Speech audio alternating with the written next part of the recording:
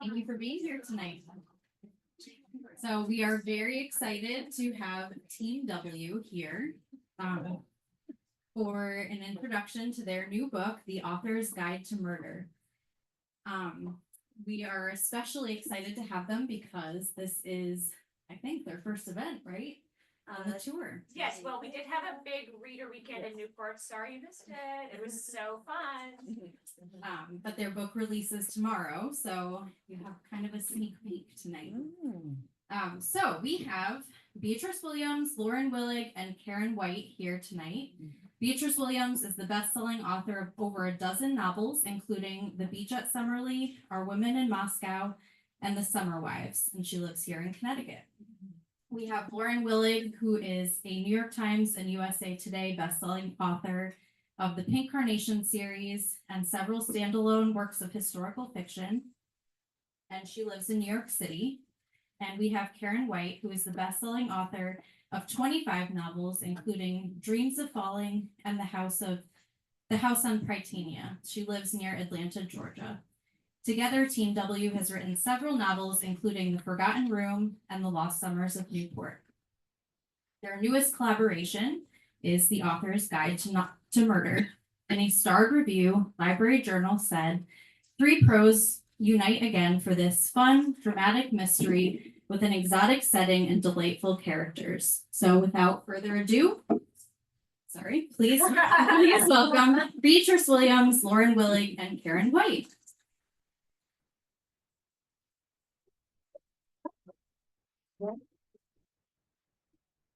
How this feels like poetry night. I should get out my guitar and channel Monk Adams. We assume that people give us 2 mics instead of 3 because they're hoping for cage fighting. Yeah.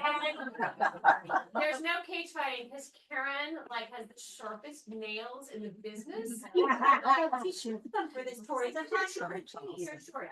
But whenever I get in front of the microphone, it looks like healing. That's not microphone. Wait, Karen. So we walked into follow-up we walk into this event in Carmel, Indiana, and we walked. This is in a restaurant in the bottom of our hotel. So we go in, we walk. It's a cabaret lounge. There was a grand piano. Karen stretches herself I out did across not. the I did not. Lauren's I feel like this place for strength. Yes, that was such a fun event. But we're so But excited. this is also such a fun event. There's Yeah. no piano. You guys. There's Yes. no piano, but Yes, we'll count manage. your blessings that there's no piano. There are microphones. Wait, I think Karen, before we get started, Karen has A break the ice kind of thing. So for I feel like the ice is already broken. okay. The ice is quivering beneath our feet. Hold that. Dreams of falling like ice. Stop it. So first of all, thank you all for supporting your local independent bookseller. Important part of our community. Oh my God. I was just thinking about you. As you may have noticed, Karen is easily distracted. What are we here for? So we're so excited about this book. We're so excited to be here. We're so excited to see so many lovely faces. No, because I'm gonna do this. Okay. So anyway, we have these little giveaways to find out who our real fans are. Okay. So the question, I'm going to give you 2 questions. Okay, the first one to answer it correctly gets this lovely. Yeah, the did you see answer that? to both questions is Karen White. Who's everybody's favorite Team W member? I don't feel like you have to answer that. Okay, the first one is, how many books, including this one, has Team W written together? In the back, in the back. Nope. Correct.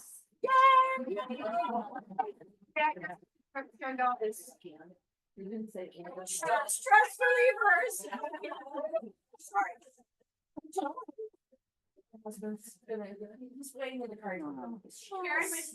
Karen's the official W in charge of swag accumulation. Okay, last one of Team W. One of us gets chauffeured around everywhere because she doesn't know how to drive. Which one is that? Lauren. Yeah. Yeah, No, I drive. Lauren. Who said Lauren first? Although, to be fair, Karen's got some bad, I've been doing all the driving Well, lately. you're sure here. She was in the city. We have pictures of her coming, yes, I am the. Because she lives in New York. So who said Lauren first? Lauren first. Honor, I think I might have been the lady. Yeah. So yeah, you get one too.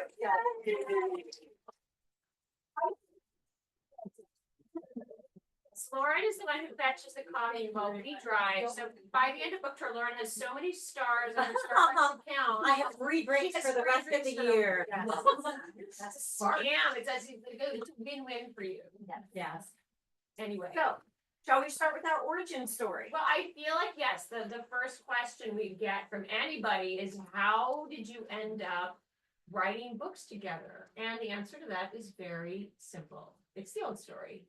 3 authors walked into a bar. The great thing about it is it's true. The bar was at a writers conference and Beatrice's first book had just come out, and so she was sad and disillusioned. Karen and I were weary old war horses with a dozen old books beneath our belt. Totally jaded. They taught me how to smoke cigarettes. Yeah, we're like on the bar. Our law smoke circling our head, our berets and our ennuis. Okay, that wasn't true, but this is the scene we were just setting the Yes, scene. it was 2012. That was the year. I remember it was that summer when my first book came out because I had been told that the thing to do was to, and I have heard this from some jaded, more experienced authors of my acquaintance, that what you want to do is go to bookstores, specifically like airport bookstores on your book tour, and sign all the copies they have of your book so they can't return them to the publisher. So I was busy doing that, and it was very discouraging because I had these grand dreams. You know, like my book was going to be on top of the bestseller list, you know, sell 1 million copies, get made into a movie. And so I'm there in this airport bookstore, and the time it takes for, you know, the bookstore manager to go in the back and find the 5 dusty copies of my book that they That is pretty good. not bad. Like 20 women came through and bought copies of the book that was the huge hit that summer, which was 50 Shades of of Grey. Yeah. So it was a little demoralizing. But you know, I had these 2 to buck my spirits up. Right. But so we were sitting there during it. First, there were some espresso martinis. Then there might have been a glass of or 2 or a bottle of About or 3. First night of espresso martinis. And we were talking about how much more fun it was to be there together than to tour alone, where you go from city to city to city, and there's no one at 3 a.m. as you land in yet another airport to remind you of which city you're meant to be in and tell you if you accidentally went to the wrong one.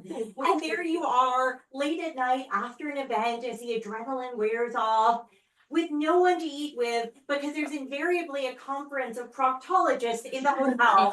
You don't want to eat at the restaurant. No, Yeah. no. And then the room, Conversation. and the room service guy gives you this look and says, "Is this all for you?" And but here we were having the best time. And so we had a wonderful, brilliant, terrible idea.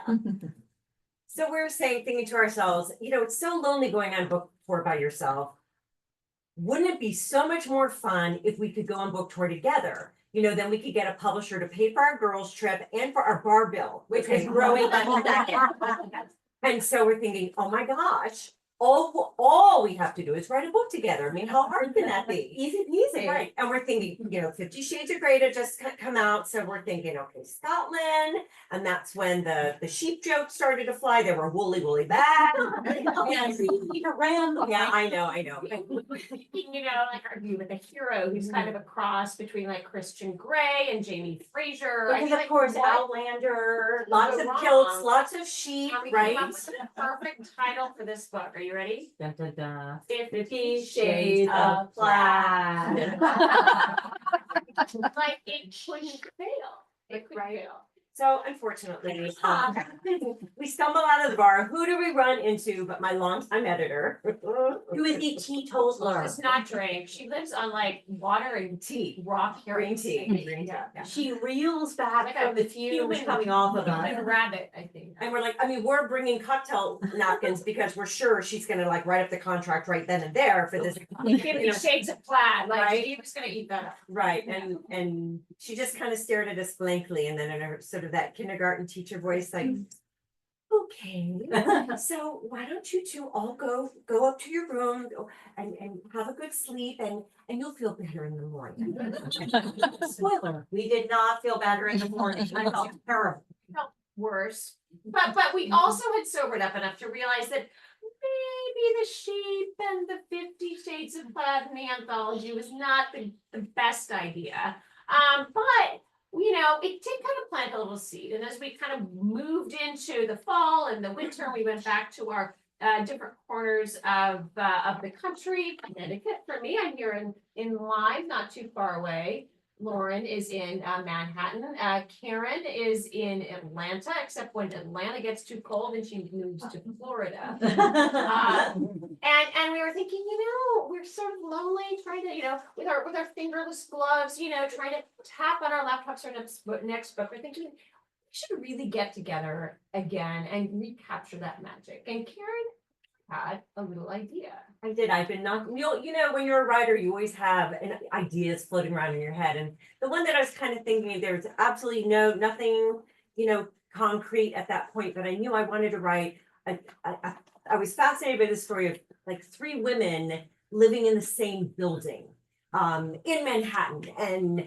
And, you know, I don't know how they were related or what sort of thing would connect them, but Like I just- prostitution. possibly, because I know so much about it.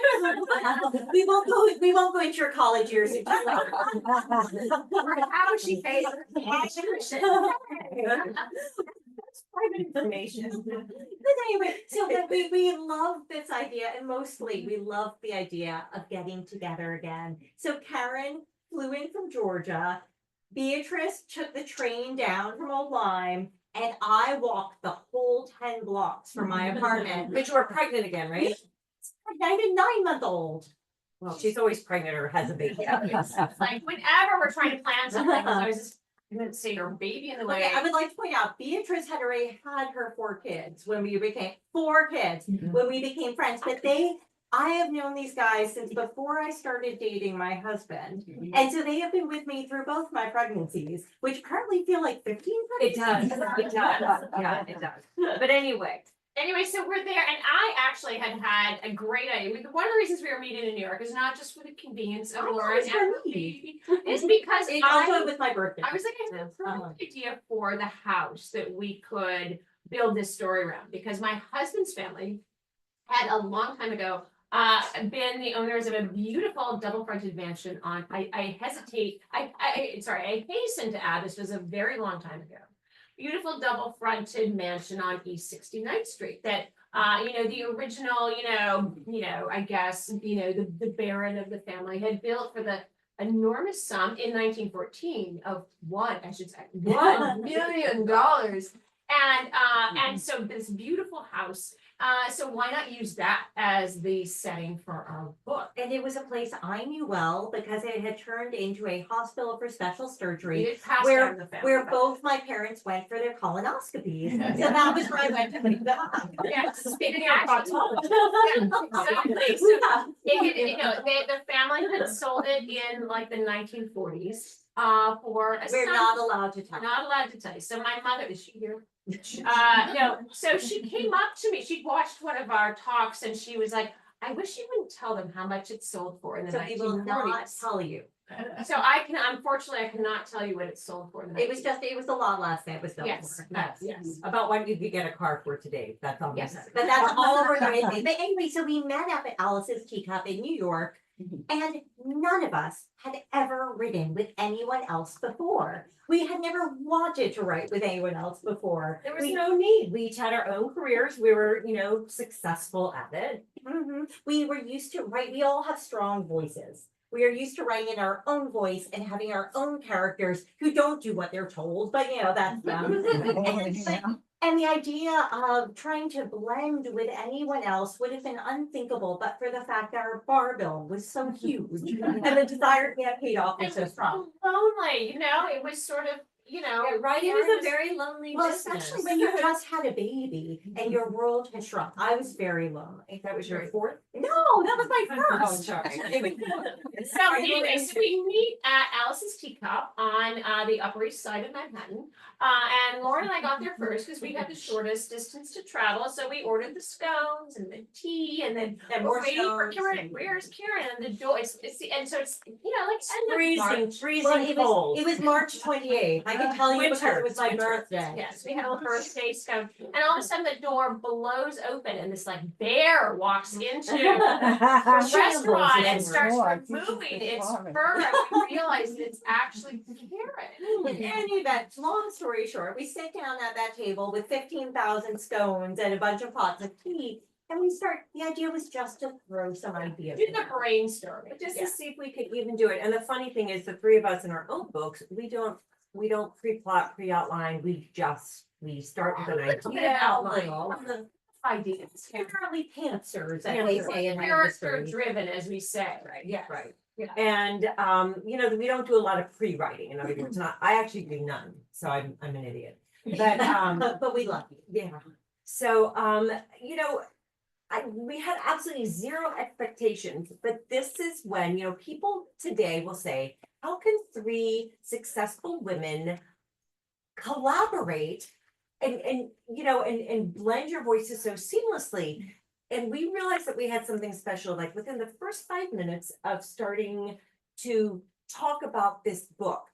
We knew from the get-go that this was a collaboration, meaning we were all a part of it. It wasn't my book or her book or her book. This was our book.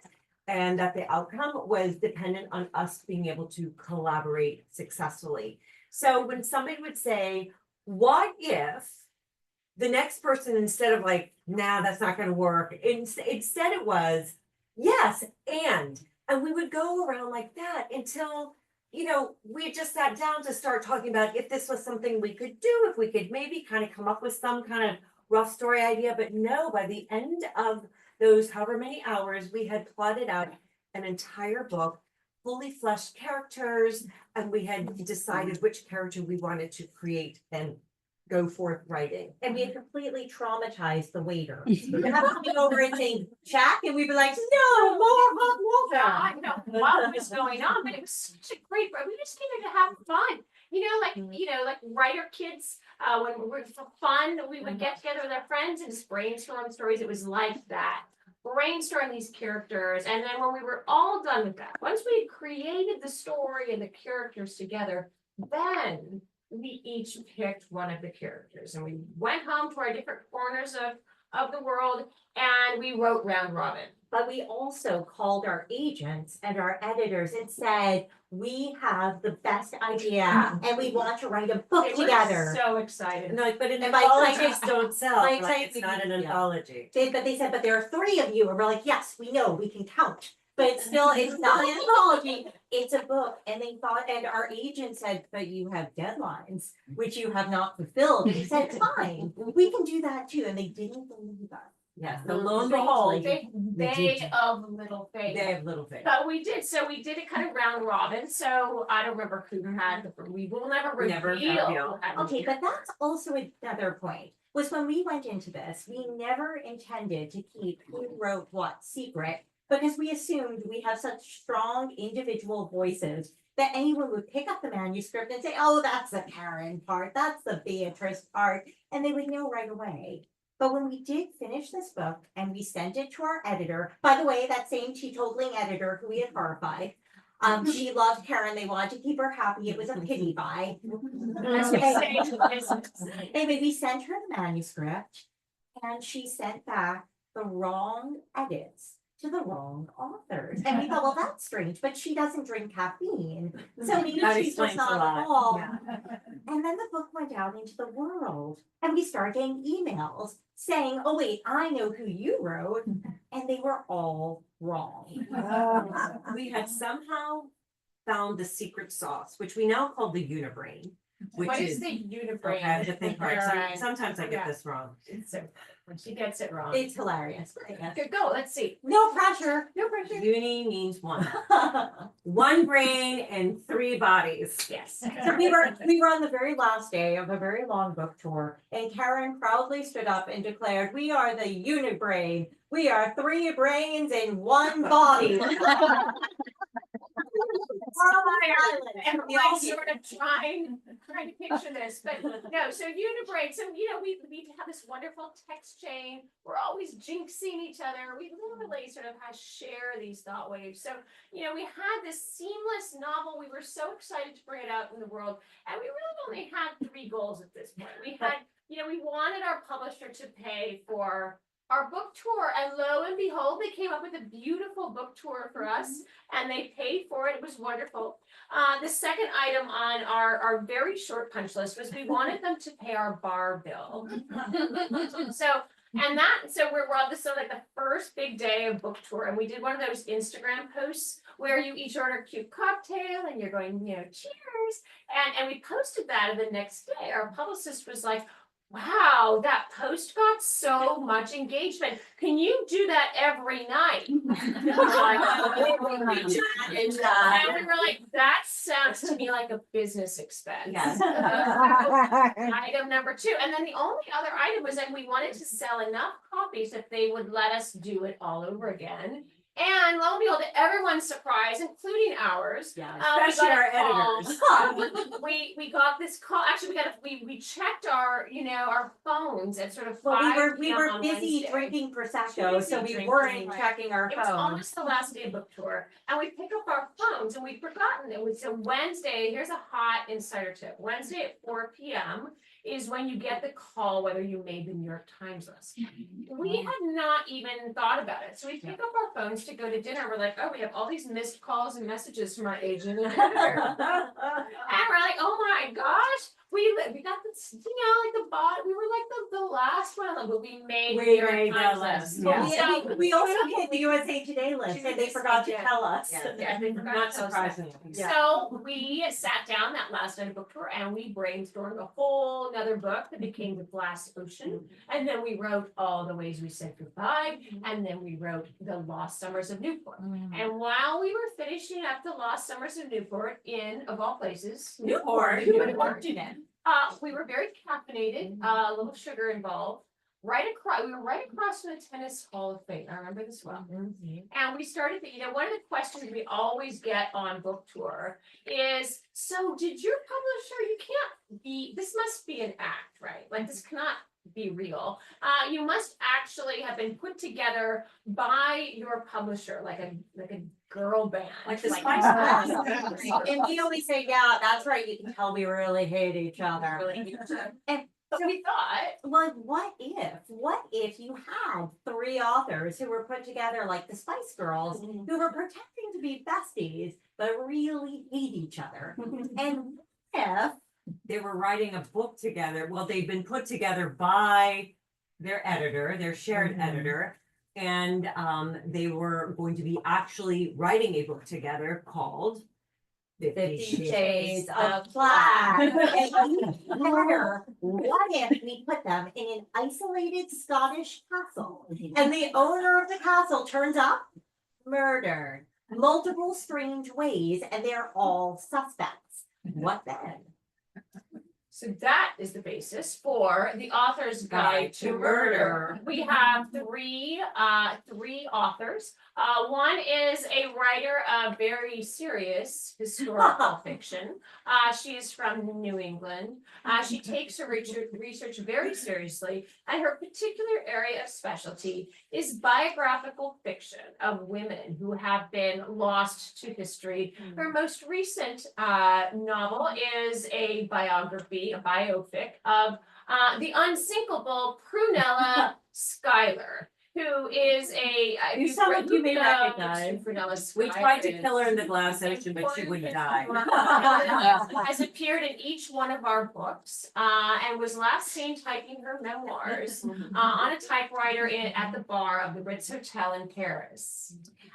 One of the other, so they're in Scotland to write a novel about a murder that happened in this same castle 100 years before, when the divulged Edwardian laird was found mysteriously dead. And so, of course, they need a mystery writer. So the second part of the team is Cassie Parsons Pringle, a cozy mystery writer from down south who has 6 kids and about 25 different series on the go, including the Maggie's and Mocha little coffee shop series about a crime-solving, coffee-drinking cat in Seattle. There's a little witch series, which is like a medieval girl power cat file. And don't forget Gone with the Schwinn about the racing. It's just an idea. Oh, Like, yeah, it's yeah. but But there was a little bake shop series, which is Yeah. one of her most popular. She loves to. And yeah, I think she has bought up all of the Land's End clearance plaid for this occasion. She is the den mother. She wants to make sure everyone is wearing their plaid, everyone is getting along, Even if they clash. yeah, even though she's really worried about little Dash back home, who's still being potty trained, and she's not sure her husband is really on it. Yeah. And then the third character of this motley group is Cat du Noir. And Not her real name. not her real name. And she actually has an advanced degree in sex. So she is the sex expert It's of a the liberal trio. art, I think. I think so. Well, it's a degree in psychology. It's a degree, yeah, Yeah. but it's, sex was her focus. So, and she sports something that, if only you were coming This tomorrow. will turn up in your research. It is so fun. Oh, gosh. You will see the 3 of us wearing her outfit, which is called a pantaboot, which is also sported, seen by wearing by Kim Kardashian. It's a one piece with where the high heels are connected to everything else. It looks so attractive on It this. Right. lightens the line. Is it a pant? Is it a boot? Or is it both? It's a pantaboot. But so she acts very, seductive, like she's done a lot of practice, to get her degree and knows what she's talking about. And that's why she's a sex expert in the book. But all is not quite what it seems when you look at Cat du Noir. Yes. Mm-hmm. For all her erotic thrillers that she's written, she is hiding a few secrets of her own. As are they all. And when their host, the hashtag male author, Brett Saffron Presley, is discovered murdered multiple ways, all of these secrets start to come out under the expert questioning of Detective Inspector McIntosh, who is very distressed to have to deal with Americans. And who, by the way, is voiced by an actual Scottish actor in the audiobook. Just so you know, like literally that's another item off our bucket list. So Well, make sure in addition to your hard copy, you might want to get the audiobook as well. Just and to listen listen to to his dulcet tones. Strangely, they declined our offer to do our best Scottish accents for the audio, but Yeah, I could crush a grief. That's right. Good. David, and that's what they said we're calling a Scotsman. And just so you know, the acknowledgements at the beginning is to the people of Scotland, we're sorry. Thanks for all of that. Yeah. Actually, one day I should tell you all the story of the time I mangled a Scottish accent on stage in front of Diana Gabaldon. Oh. That was so funny. Costume. Yeah. Oh, was this the H&S conference? She's never spoken. Okay. Is Is it open for questions? Yes. Yeah, I think so. Before we accidentally slip any spoilers. Right. Are you all stunned into silence? But at least they're not standing out the door like the last one. I know, that's true, Yeah. okay. Seriously? No questions? Seriously? Oh, yeah. And she's wearing her Yeah. plaid. Was that intentional? You said that you wrote Round Robin. I was just curious, is that I mean, are you following a character or do you literally like take a chapter and then the next person takes a chapter and? Well, How we easy or started off writing multiple timeline books, which was a thing at the time. If any of you have read Kate Morgan, The Forgotten Garden, or The House of Riverdale, and they all went on this back and forth pattern of present day, past, present day, Well, past, the and Pink so on. Carnation, that's where I first read it, yeah. Yes, and so that's what we did. And so when we wrote our first book, The Forgotten Room, it was Gilded Age, 1920s, World War II, Gilded Age, 1920s, World War II. And so that made it very easy because we plotted it and then we each claimed a character. And so we wrote it exactly in the order in which you read it, cycling through. But the great thing about it is it means you're always reading the other two's chapters before you write your own, which means themes grow between the time periods, voices blend and meld. Yeah, so even though we've outlined it all together and created these characters together, each person's kind of responsible for the development of that character and the development of that part of the plot. But then, having read what the other two write, it then feeds into your own chapter. So you have a better understanding of what came before, what comes after. So it really was this wonderful kind of, I hate to use the synergy word, but it was a very kind of synergistic process, or we're just gathering energy and ideas from each other. And I don't know, I mean, we just really were so excited to do another one because we had such a great experience writing. And what was so lovely too, I guess we didn't think a lot, about like what we were trying to do. We just wanted to write a good book and we weren't thinking about how we were gonna meld our voices together. But every single book that we've written together, we get the same comment from readers and reviewers, how our voices blend seamlessly, which is, so they read like they've been written by a single author, which is a good goal to have, and I'm glad that it came out that way. But yeah, and when our editors can't tell, I mean, I think that means that's Actually one person who's consistently. Are you going to go embarrassing I'm gonna now? embarrass you Okay. now, who's consistently picked who's written each character, and usually within the first paragraph or two, and that man standing there at the bookshelf. and That goes, goes up in early. My husband, the author whisperer. Yeah. He can pick us out in the crowd.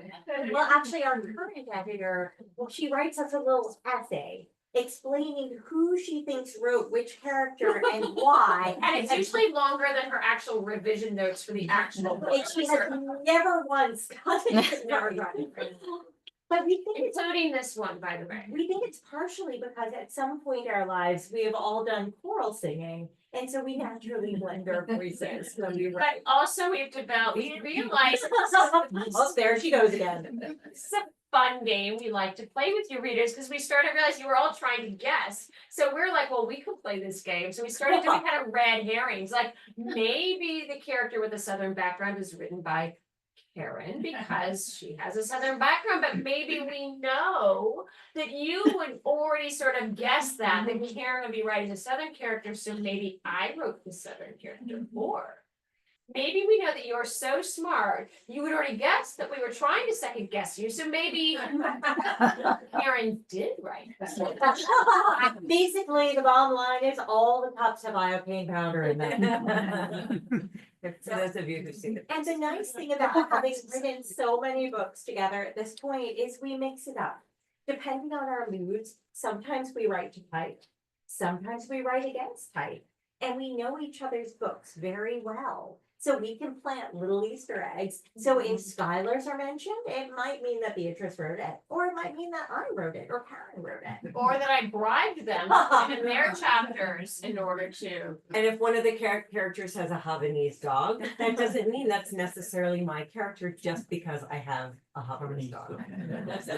Just saying. So I see a new question. All I know is the Easter egg in Lost Summers of Newport where one of the characters says, "Oh, I should call my friend Melanie down in Charleston. See if, she can tell, if there's any ghosts." I was like, I literally just sat there and went, "Hi, Karen." Maybe it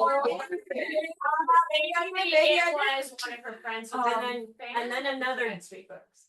double fake that we did in that book. We had a character named, so my daughter is Megan White, or was before she was married. So we have a character in The Lost Summers of Newport, Megan Black. No one will ever, no one will ever guess that There's she's a also a character in this book called Karen Black, who appears at the end. Who is an eighties romance novelist, that's sort of larger than life, eighties romance novelist. Think Yes. of Jackie Collins. Jackie Collins, for Sweet, sure. Yes. Oh, Who yeah. wrote books like Sweet Savage Laird and The Laird and the Lamb. And there's also a sheep in the book called Beatrice, so. And a sheepdog named Lauren. But all names are spelled differently to protect the author.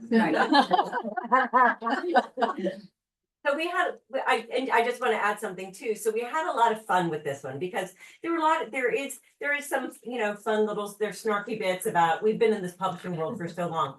But I think I always like to emphasize the point that at the heart of this story, it is about female friendships. And it's about finding your people where you least expect it. Because these three authors, they are not friends when they first meet. And I think part of the joy of this book and writing it and discovering these characters was them finding this relationship with each other. Finding this family that they have Right. in each other, the kind of women that, you can call in the middle of the night and they will get in the car and bring the shovel. Yeah. When you say you have a body to bury, they're not gonna ask anything. Yeah. How many shovels? And I'll bring the Irish coffee. Yeah. In a thermos. Yes. It's hot. How much time you actually spend together, and do you talk about what you're writing as you're writing, or do you just pass the pages to each other? Well, we always get together someplace horrible, like Heron's Beach House in Work, Florida. work, work. Yeah. Where we all She built it for us. That was really sweet. Yeah. She's like, here's Lauren's suite. Well, she told her kids the rooms were for them. Yeah.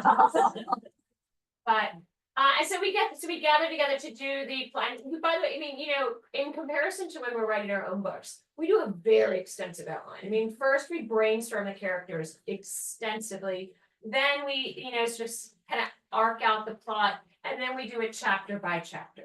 So that when it comes down to actually write, like when I get my chapter, I just look and I say, okay, chapter 23, my character is doing this.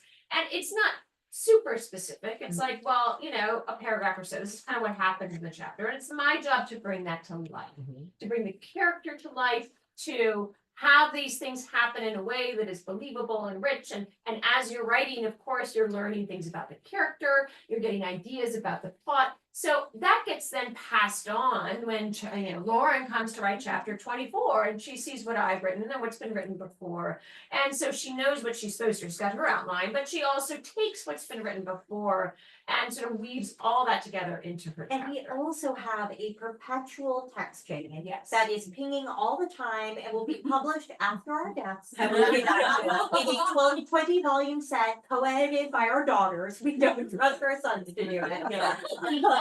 But so it means that interspersed between all of the Daily Mail articles Beatrice is sending Yes. and the pictures of her dog Karen is sending.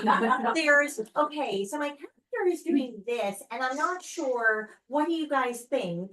Or I'm having trouble with this chapter. How do you guys think I should? Or, treat it? I have discovered a giant plot hole. Yes. Craters our entire, craters our entire plot. So what do? And then we learn how to fix it. Yeah. Fix it. Mhm. And we text back and forth and we figure it out. And then how much editing is done after you've got a draft? Oh, then that's the fun part. Then we get together again. Again, at It's another a really horrible awful place. place. Yeah. Yes. Where we actually finished this one up, we went to the Tucson Book Festival. So we finished this up in Tucson. We got there a Came to few March. days early, so we had time to finish. Oh, and guess what? Tucson had a special surprise for Karen. Yes, we woke up the first morning, April. And there was, In what was there on Arizona. the The devil's ground? dandruff. No, there It was was snow. But it meant she stayed inside and worked very, very And the sun was melted by noon. It was fine. It was so cold. It was Yeah, fine. it's cold. Devil's dandruff, that's what it is. So do we see other questions? Or y'all just stunned? No, we do have. Okay, you're next. Go on. Now go. Lauren mentioned before that you had deadlines with your own books. So now do you when you're working together, do you just work on, or do you just work on the collaboration book? Or do you also work Oh. on your individual Go books for at the it. same So, time? this is so funny, since the very, very beginning, I have called these books my productive procrastination. Because when you're working on your own book, you always get to the point where you're like, I don't wanna look at this anymore. I mean, I know I've got a deadline, I'm supposed to be working on it, but I just need to step away. You get stuck on a Yeah. character or a scene. And it's you not feel like, working. all of your previous books are flukes. Yeah. You do not know how Like, to this is write. the book, you it. don't know what you're doing. So when the collaboration comes into your, my inbox, and I think y'all feel the same way. Yeah. It's that, oh, finally, I have an excuse to step away from my own manuscript, and then I can dig into this completely different world and really, Right. explore that world for a little bit, right? It's only one chapter at a time. And it's already been Yeah. outlined. It's already been also. outlined, Yes. And you have the unibrain to draw on. Yes, it's, because when you're writing by yourself and you go, well, what if, all you hear are crickets. But when you have two wing women, but what if, then, you get the response. But, so you write that chapter and you do it in a couple of days, 3 days, sometimes more. So you know they're waiting for you, so you can't just like draw it out too long. You And don't Right. wanna let the team down. Yeah. And you Right. also, Yeah. you also know that if you write something that sounds like a monkey tap dancing on the keys, they will tell you. You have have the backup. most gentle and tactful way. So What the hell were you thinking? So here's the thing, if she walks into that mudroom, how is my character do what she's supposed to? Yes, exactly. But it's very freeing because you know someone else has your back. Yes. Like when we first embarked on this, our agents were horrified because they said there was only so much time in the year and we all had so many other deadlines, but we have found, and it's been consistent, that these books defy the rules of time and space. Truly, And truly. it's really, I think, it's partly discipline and it's partly, it's so easy to fall and, I think we all do our best writing. I do my best writing when I am in that like sort of fugue state and the words just flow and everything comes as if it were dictated to you by God and you're just transcribing, and that is to me my happy place. And I love the way these books nudge me and channel me into that happy place. It's so much easier to disappear into that incredibly creative fugue state where you do your best writing when you have all this support and when you feel like, well, I really do need to get this chapter done, and I know what my character is doing, and I know who my character is, and these two have my back, and you have that confidence. Sometimes, so much of what paralyzes you as a writer is that lack of confidence. Am I doing the right thing? Am I in the right direction? We get confidence from writing together that then propels us into our own standalone. So I can turn to my own book and be like, With I know renewed how to do energy this. and all that. I know how to do this. I'm okay at this. You had a question?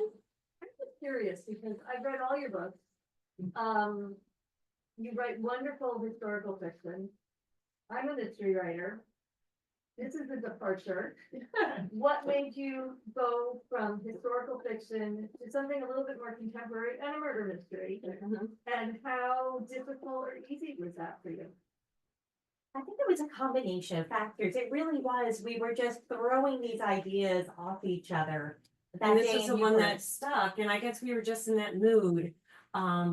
Well, I think it was also, we had a number of frustrations that found a home in this particular plot. Boy, it is to be a woman in this industry. And also, I mean, I have to admit, I am a longtime mystery fan. Yes, It's she's like- our resident mystery expert. But all of us have, to some extent, mysteries in our books. And each one of my books and Karen's books, there's always some mystery that's being revealed. And in our collaborations, Well, that's in our always, we love collaborations that as little well. suspense So, sort of thing. we had fun with the tropes of mystery fiction, which Lauren is obviously extremely familiar with. She's a big fan of, we've all read mysteries. And I think one of the things we loved about doing this is that, once you've been writing a few books, you kind of have the books that you're expected to write, that your readers want from you, that your editor wants from you. This is what sells, this is what your readers want.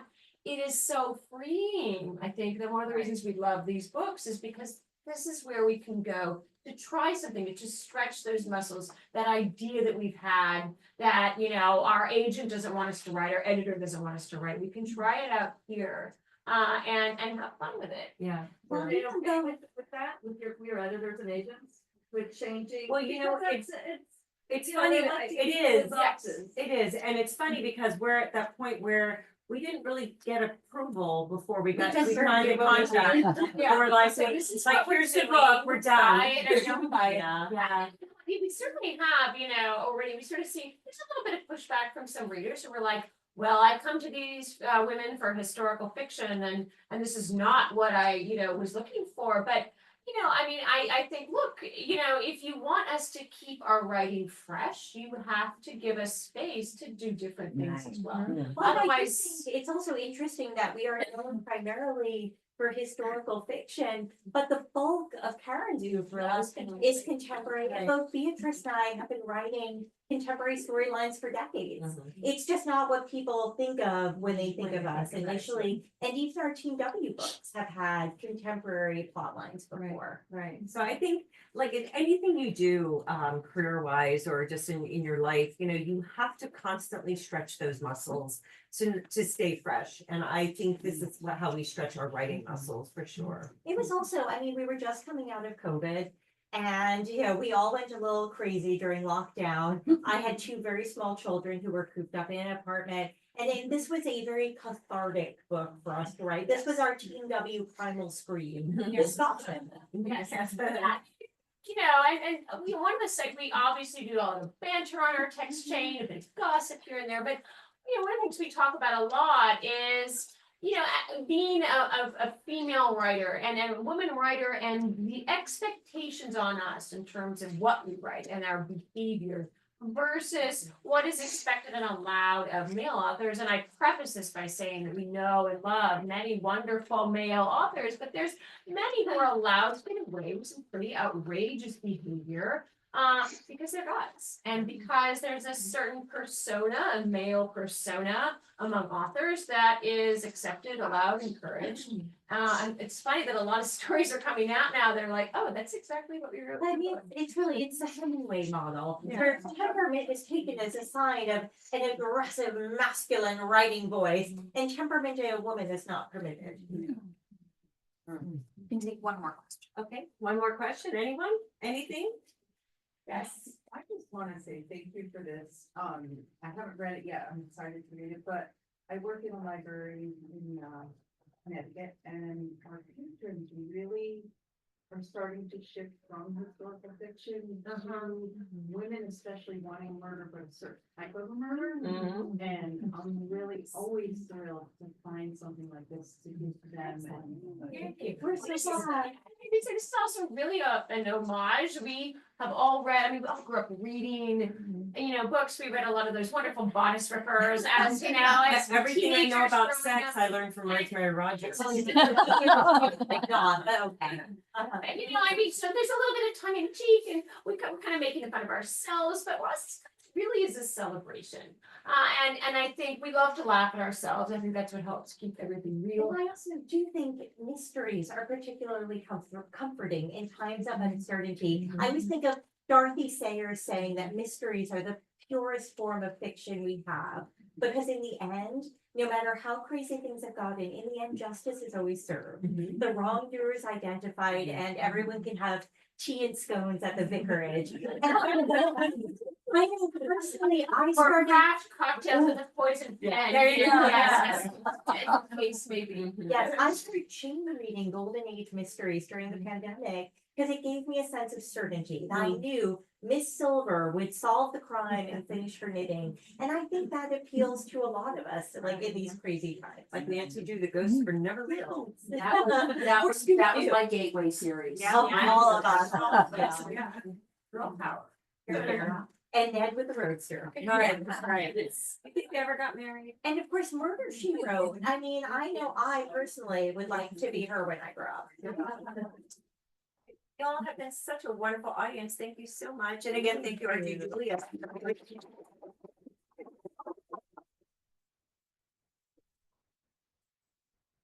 John,